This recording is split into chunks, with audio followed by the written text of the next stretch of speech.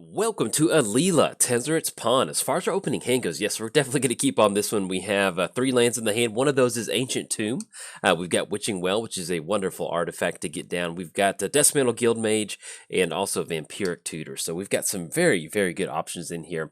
And also, this is the first game that I'm recording probably in about, I want to say about 3 weeks, 4 weeks, something along those lines. So, playing against the Scarab God, and we're also Scarab God, and we're also playing against Larabia, and so our opponent tends to have some pretty good matches. So hopefully I don't mess anything up. So let's go and lead off with Arid Mesa. Now we can go for Witching Well, yeah, and I think at this point, since we're going to get the Scry, the Scurry too, a little bit of Fever, a little bit of Insanity, I think we're going to go and go for Witching Well. So let's have Tundra come down. Yeah, that'll be okay.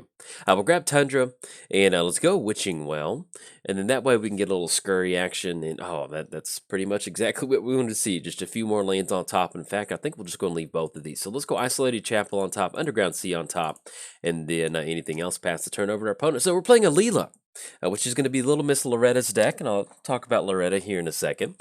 Flying, Death Touch, and Lifelink. Then, other creatures you control with flying get +1/+0. Then, whenever you cast an artifact or an enchantment, photo wit for Mesmeric Orb. Okay, so we're going to get milled out on our 2 lands. Underground, no, excuse me, we still get Isolated Chapel, so because that was one permanent that untap. So let's go for, I guess at this point, Isolated Chapel, and then I think at this point, yeah, we'll be okay. We're simply just going to go and pass turn over to opponent. So, playing Alela, other creatures you control get with flying get +1/+0. Then, whenever you cast an artifact or an enchantment spell, create a 1/1 blue fairy creature token with flying. Playing against the Scarab God himself. At the beginning of your upkeep, each opponent loses X life. You scry X, where X is the number of zombies that you control. Then, for a 5-mana activation. And so at this point, we can go for like a Teferi's Protection if we wanted to, but either way, we don't have to shock anything in. So I think, yeah, I think that's what we'll end up doing. We're just going for Caves, and then we'll go and pass the turn over opponent. So we're still open on Teferi's Protection. I guess technically we could have put down Ancient Tomb for Utter End, so we'll kind of see what else they end up getting down, because we might end up using that for Phyrexian Arena, and kind of going from there. But yeah, with the Scarab God, that 5-mana activation, exile target creature card from a graveyard, create a token that's a copy of it, except it's a 4/4 black zombie, and then whenever the Scarab God dies, return it to its owner's hand at the beginning of the next end step. So there we go. Our opponent's got an open Mesmeric Orb and Phyrexian Arena. I feel like we're kind of walking into some counter magic. So at this point right now, what we'll probably end up doing is just getting down Ancient Tomb and then just passing the turn to our opponent. So we're going to have Utter End. We can end up going for the Scarab God if they end up getting down the Scarab God next turn. We may want to deal, I mean, our deck doesn't really care about Mesmeric Orb, other than I just don't want to like get slowly milled out over the course of a game. And so we might end up kind of going for that Phyrexian Arena, because if we want to stop some of that card draw, I think that would be pretty important to us. So let's kind of see what our opponent does for the turn, and then we'll decide to see how we want to end up going for Utter End. But yes, if you don't know, my wife and I, we had a baby. Her name is Loretta, and off of actually Loretta Lynn. If you don't know, Loretta Lynn is a country singer, and I enjoy her music very much. And let's go Utter End. Yeah, let's just go and force the issue, I think. Yeah, let's go to the end step. Let's go Utter End on Phyrexian Arena, and let's see if this just gets any sort of movement out of our opponent's hand. So that's going to be, let's set it up this way. So that's going to be white, black, and then 2 from Ancient Tomb. If they've got counter magic, they've got it. At least we're going to kind of force the issue on that. Then that kind of allows us to go for Alela for next turn. So I'll be okay with that. But yeah, we had her, she was born, they're going to bounce. Oh, they're going to bounce Phyrexian Arena back to the hand. Kicked it. Okay, yeah, we can survive with that. If they want to spend another turn going for that, we will make that work. So, all right, that's going to be a few more things for Mesmeric. Or we lost Lattice. That would have been a very good option. So I think at this point we still just end up going for Alela, or if we want to, we can try to leave up protection for Alela. But at this point, that's going to be 1, 2, 3, 4, 1, 2, 3, 4, 5, 6. We actually do have enough. That'll be just enough for Tezzeret. I think I kind of like that. Let's do that. All right, so let's go Tezzeret. And what we're gonna do is we're just keep plussing up on 2. We've got 2 artifacts out on the battlefield right now, so let's go +2. We're going to deal some damage to our opponent. It's going to allow us to kind of negate some of that Ancient Tomb. That way we can be aggressive with it and just go for these activations. So there we go. Anything else, pass it over to our opponent. So yes, the week of Thanksgiving, little baby Loretta was born.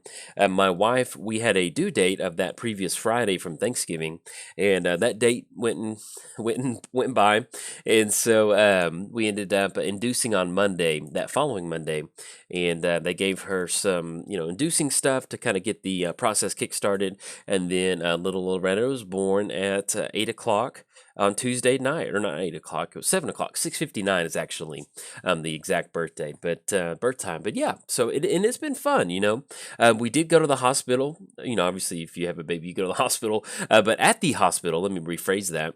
At the hospital, unfortunately, her jaundice levels were a little bit high because we were thinking we were going to be able to leave like Thursday morning. And then Wednesday night, they told us that her jaundice levels were kind of high.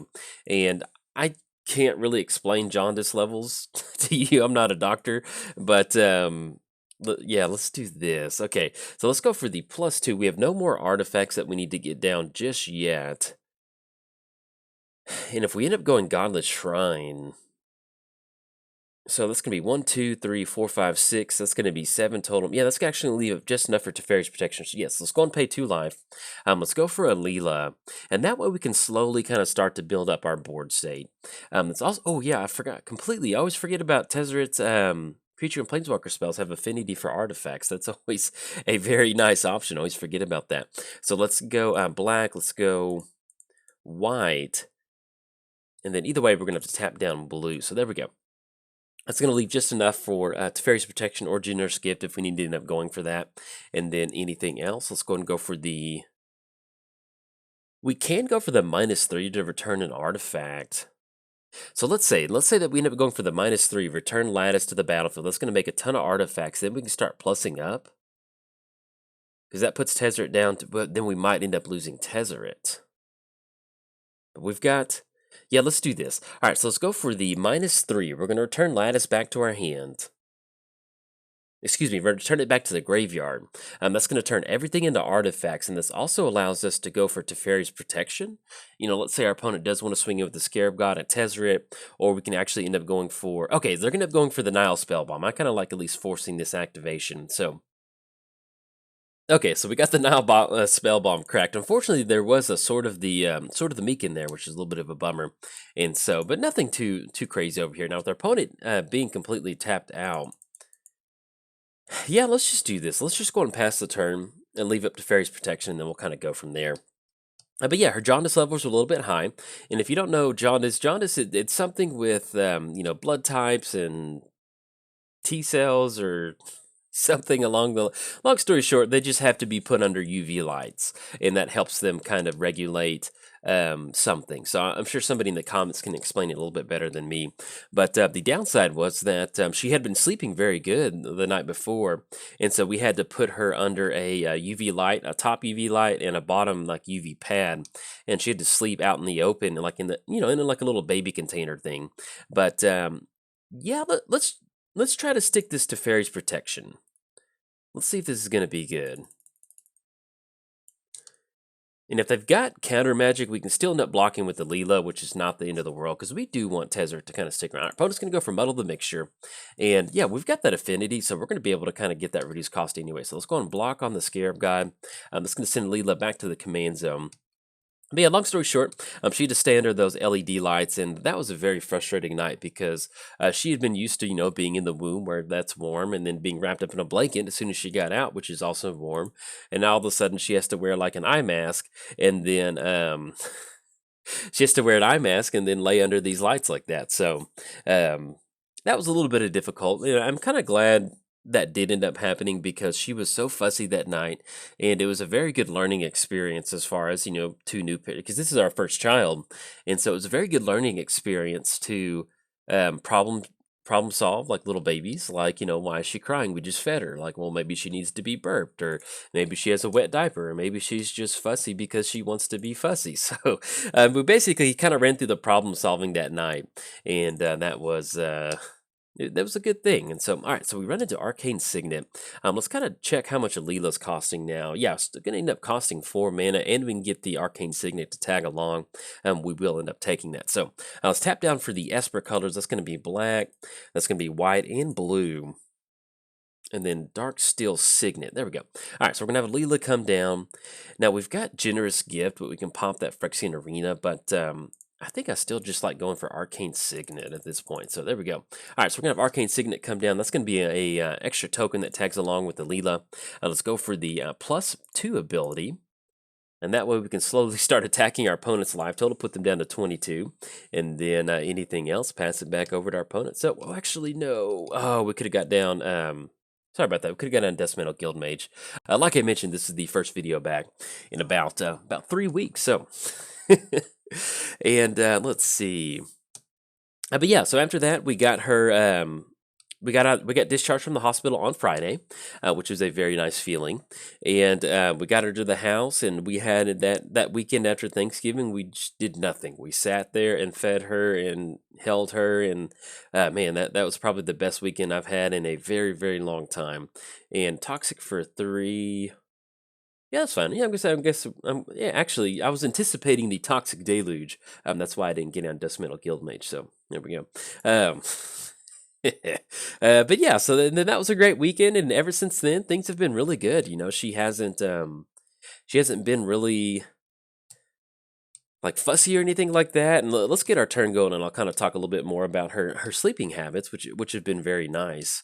And Talisman, I don't think we've run into Mind Crank yet. So Swords to Plow, okay, that's going to be a wonderful option for the Scarab God once the Scarab God comes down. Very happy to see that. So if we end up going for Alela, that's going to be 5 total mana, 1, 2, 3, 4, 5, and that still leaves up Swords to Plowshare mana. Yeah, let's do that. So let's have Alela come down, and that's one of the nice things about having Tezzeret down is we're getting that. You know, we still have our commander tax, but I mean, look at that. It's looking pretty good. Let's go black. Let's go white. And then 2, yeah, we'll just end up tapping down on Ancient Tomb because we've got a Tezzeret activation. So we've got Alela coming down. Let's go for the +2 ability. There we go.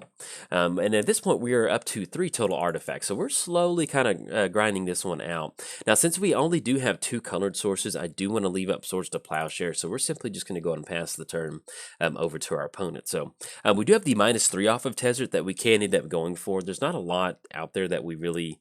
there's Talisman, which we can probably do okay on Talisman. The other thing was with Mesmeric Orb is our opponent is getting to a point, if they don't have a safety valve, or if their safety valve has been milled into the graveyard, then they might end up milling themselves out. So we're going to see if that can get that done. So now we are looking at a -8. Exile the top 10 cards of your library, put all artifact cards from among them onto the battlefield. And so we can go for the ultimate, potentially, but I think at this point, what we probably would end up doing is still just going for that +2, at least for this upcoming term. We'll go for the +2. That way we can still keep Tezzeret around on the battlefield and have an answer from there. But yeah, as far as sleeping goes, you know, one of the more common questions I get is, how's your sleeping? And like, man, she is doing great. At this point right now, about every 3 to 4 hours we're feeding her. And so... you know, especially at night, we feed her and then she goes to sleep. So I'm a morning person. I get up prior to the baby. I was getting up at 4:30 every day to do channel stuff. So getting up in the morning is really not that crazy for me. And so the first few nights, yeah, let's jam this Swords to Plowshare. Let's go. Let's see if this is good. All right, so we're going to go for Swords to Plowshare. They do gain some life. They do gain 5, but the important thing is we're going to get this commander tax up, and they have to have at least a 2. Oh, do they have it? Let's see. They've got the 2 mana counter spell. I don't know if this is good. We don't have enough mana for Generous Gift, unfortunately, but at the end of the day, we can end up going for a Generous Gift on like Lightning Greaves or the Scarab God or something like that. But yeah, so then my wife, she also, she's not a night owl, I would say, or she used to be, but now, all right, Poto's going to scoop it up on this one, and that Death Touch got it on that. So I guess at this point right now, what we're going to end up doing is we're going to get the Tezzeret activations going, and with Tezzeret, we're going to be able to go for the +2. We're going to be able to attack our opponent's life total. We've gotten to the point now to where we've just basically, once this commander tax gets up on the Scarab God, it's going to be really hard for for our opponent to kind of establish any sort of board state, and so at least kind of bringing stuff out, especially generous gifts. So with us going for Swords to Plowshare and our opponent not having an answer, that puts us back going for the Tezzeret activation. If we rip into another artifact, there we go, Mana Crypt, and we potentially hit an impulse. So we're going to slowly be able to grind this game out, and as we're getting some more and more answers in our hand, whether it's counter spells or spot removal, being able to keep the main reanimator target off the battlefield is going to allow us to close the game out. So there we go. Always enjoy playing against our opponent, Lara Bia, so shout out to our opponent. Always makes for some pretty good matches. But yeah, long story short, little babies here, and we're having fun, and I can't wait to get back to doing full-time channel stuff. I'm kind of recording where I can, when I can, and so she's asleep right now. In fact, I'm looking at her little monitor. But yeah, to finish up the sleeping story, she's sleeping really well. She's doing really good, and very thankful. My wife's doing the 10 o'clock to 2 o'clock shift, and then I do 2 o'clock to like 7 o'clock shift. That doesn't mean like I'm getting up at 2 o'clock and just standing over her crib and watching her. It just means like if she gets fussy, that is my shift. So other than that, it's great. I'm sure I posted, this is post edit, but I'm sure I put some pictures up in the video, but I'll be doing some sort of little Loretta video in the near future. But yeah, feels nice to come back, and especially getting Tezzeret down. I know that made Loretta very happy, because one of my friends asked me, how are you going to raise Loretta? And I was like, well, I'm going to teach her that Boros doesn't exist. So it's going to be Esper or Sultai in this house. So, and I wanted to make Alela her little deck. So this is Loretta's deck, and it's to get a Tezzeret Ultimate potentially next turn. I will definitely take that. So if you enjoyed the video, hey, like and subscribe. Thanks. Bye.